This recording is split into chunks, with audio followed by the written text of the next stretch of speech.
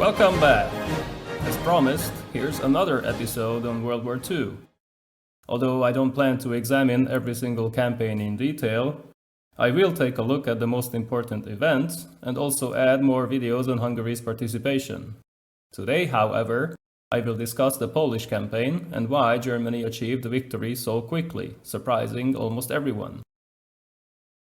When we look at the initial phase of the war in Europe, it feels like the German army simply ran through Poland in true blitzkrieg fashion, quickly eliminating any resistance, mainly because the Polish army was not up to the task, but also because it was abandoned by her allies. Of course, the real situation was more complex. Germany also had many problems. German tactical thinking still focused on the infantry, but discipline was also lacking in some cases. The Polish position was hopeless from the start, mainly for political and not military reasons. Let's see what we can dig up on this topic. The war started with a false flag operation, when convicts, who were dressed up as Polish soldiers, attacked a German radio station. Hitler called it a defensive war, but of course, the objective was the complete annihilation of Poland, with Soviet assistance. The secret clause of the Molotov-Ribbentrop Pact had already determined where the new border would be between the two aggressors. Germany used 7 panzer divisions, with more than 2,000 tanks, and 3 motorized divisions, while the rest were mainly infantry units that had to march on foot. The Polish army could muster up fewer than 200 tanks, but the main problem was that the army had to defend a very long border with Germany and Slovakia. Instead of moving back to a shorter line behind the major rivers, the Poles decided to defend the border, which made it easier for the Germans to break through. On the 1st of September, Army Group North, attacking from Pomerania and East Prussia, quickly cut the Polish corridor and separated the city of Danzig, or Gdansk, from the rest of Poland. Army Group South, invading from Silesia and Slovakia, was also able to advance. In just 4 days, they captured the western regions, while the border guard units took Poznan. Britain and France declared war on the 3rd of September, but failed to provide meaningful support. Instead, they sat back and waited for the outcome, maybe hoping that they would be able to sign a peace treaty, let Germany take Poland, and then see what happens between Germany and the Soviet Union. By the 8th of September, while some Polish units were still being mobilized, the Germans were approaching Warsaw, the Polish capital, which had already undergone heavy bombardment. Although the Poles managed to gain smaller victories, many of their units were outflanked by the German tanks and then encircled by the infantry. Whenever German army units encountered heavy resistance, they could call in the Luftwaffe, which often functioned as flying artillery, pounding enemy ground forces that were defenseless against such an attack. A fine example is the Battle of Kutno, in which 2 retreating Polish armies counterattacked and tried to outflank German 8th Army. Despite initial success, they were defeated, thanks mostly to the Luftwaffe that bombed bridges and Polish units in the area. Warsaw was put under siege by the 13th. A general retreat to the southeast was ordered, but it was way too late for the slow-moving, constantly bombarded Polish armies. Most units could not reach the Romanian or Hungarian border.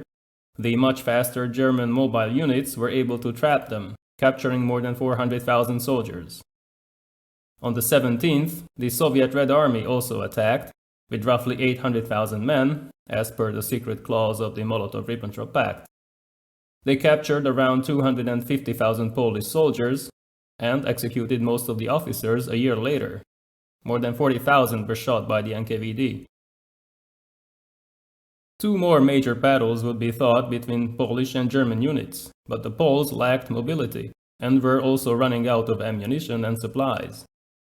Initially, they hoped that resistance could be continued in the southeast corner of the country, while the Allies would finally move against Germany.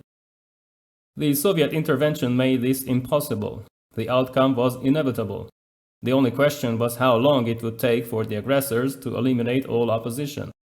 Lvov, formerly Lemberg, surrendered on the 22nd, Warsaw held out until the 27th, while the remaining aircraft flew to Romania and some army units were also able to escape to Romania and Hungary, both of which were not yet members of the Axis. By the 6th of October, it was all over, so it took about a month to achieve total victory. Poland was carved up by her much larger neighbors, as it had happened before, back in the 18th century. German and Soviet forces greeted each other and worked together in eliminating all remaining resistance, although both sides had suspicions about the other's future plans. For now, though, they were allies, and they would cooperate in order to maintain their rule in Poland, although Stalin was concerned about a possible German invasion, which is why he tried to keep Hitler happy, increasing his shipments of grain, oil, and other natural resources, basically feeding the German war machine until mid-1941. Looking at how the campaign unfolded, we can say that things went more or less according to the German plan, although there were surprises on both sides. German armor was well concentrated. Its main task was to punch holes in the line and make it possible to encircle large Polish formations.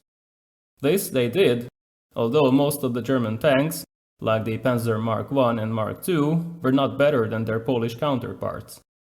The key was not the use of tanks, but a close cooperation with the infantry, the artillery, and the Luftwaffe, which overwhelmed the much smaller Polish Air Force, gained air superiority early on, and was then free to bomb Polish units and large cities. Their opponent did what it could, but it lacked modern fighters. These were just being developed or manufactured, while their bombers could not be effective without fighter cover. They were just juicy targets for the Messerschmitt 109s. We should note that there are several misconceptions regarding the Polish campaign. First, no battle took place between German armor and Polish cavalry. The Poles were not stupid to charge tanks head-on. Instead, their retreating cavalry was surprised by German armored cars, and a significant part of the unit was mowed down by machine guns before they could get away. Blitzkrieg was not intentionally used in Poland either. The armored divisions were subordinated to larger infantry formations, so they could not roam freely as they would in France. Although that was also the result of quick thinking by officers like Rommel and Manstein, who often went against the wishes of the High Command. This does not change the fact that Poland fell quickly, in roughly 3 weeks. The country was simply not capable of creating and establishing a modern army. This would have required vast resources that Poland did not possess. Their units could not retreat fast enough in an orderly fashion. The command structure fell apart, and ammunition was in short supply. We have to mention that even the German army was not ready for war. Their 7 panzer divisions were not fully equipped.